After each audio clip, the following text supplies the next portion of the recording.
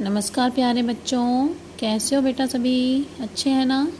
बेटा आज हम पढ़ेंगे प्राचार्य जी को अवकाश हेतु प्रार्थना पत्र किस प्रकार से लिखा जाता है। यानी जब हमें छुट्टी चाहिए होती है, अगर हम बीमार हैं तो हमें छुट्टी चाहिए, या घर पर कोई ज़रूरी काम है, या कहीं बाहर जाना है, या किसी की शादी है। अनेक ऐसे काम होते हैं जिसके कारण हमें छुट्टी लेनी पड़ सकती है। तो हम उस स्थिति में प्राचार्य जी से किस प्रकार से अनुमति ले सकते हैं? प्रार्थना पत्र लिखकर। तो वो प्रार्थना पत्र कैसे लिखा जाता है आज हम पढ़ेंगे। ठीक है बेटा? तो सबसे पहले कॉपी में आपने डालनी है दिनांक, दिन। ठीक है, और हम क्या करने वाले हैं? प्राचार्य जी को अवकाश हेतु प्रार्थना पत्र। सबसे पहले लिखेंगे सेवा में प्राचार्य जी, यानी कि हम किससे परमिशन लेना चाहते हैं? प्राचार्य जी से। तो प्राचार्य जी से अनुमति लेना चाहते हैं तो क्या लिखेंगे? प्राचार्य जी। फिर है गीता विद्या मंदिर, अपने स्कूल का नाम लिखेंगे। गोहाना, यानी कि जहाँ आप रहते हैं। फिर है विषय अवकाश हेतु प्रार्थना पत्र। ठीक है बेटा, अवकाश हेतु प्रार्थना पत्र।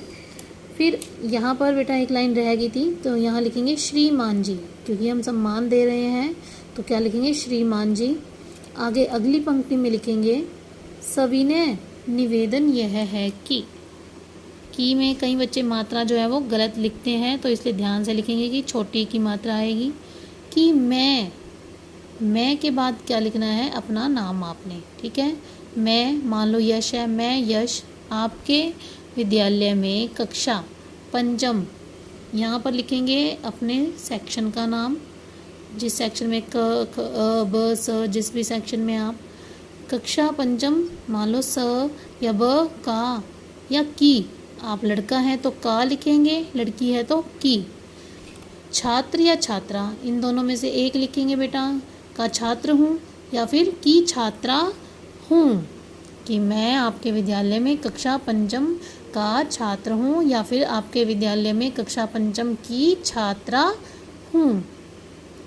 कल रात से मुझे तेज बुखार है। अब ये बात हुई बुखार की। अगर हमें अचानक से बुखार आ जाता है और अगले दिन हम विद्यालय नहीं जा सकते, तो उस सिचुएशन में लिखने की एप्लीकेशन है कि कल रात से मुझे तेज बुखार है। अब इधर इस लाइन की जगह आप लिख सकते हो कि आज मुझे घर पर ज़रूरी काम है, या फिर आज मेरे चाचा जी की शादी है, या 2 दिन बाद भी लिख सकते हैं कि 2 दिन बाद मेरे चाचा जी की शादी है, इसलिए मैं 3 दिन तक विद्यालय नहीं आ सकता। तो अभी क्या है? कल रात से मुझे तेज बुखार है।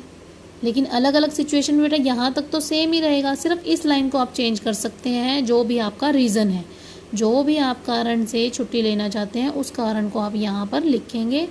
ठीक है, कि कल रात से मुझे तेज बुखार है, इसलिए मैं विद्यालय नहीं आ सकता या सकती।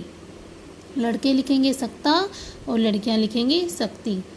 कृपया मुझे 2 दिन का अवकाश प्रदान करें। ठीक है, अब यहाँ पर 2 की जगह मान लो आप शादी में जा रहे हैं, 4 दिन की छुट्टी चाहिए आपको, तो यहाँ पे 4 दिन भी लिख सकते हैं।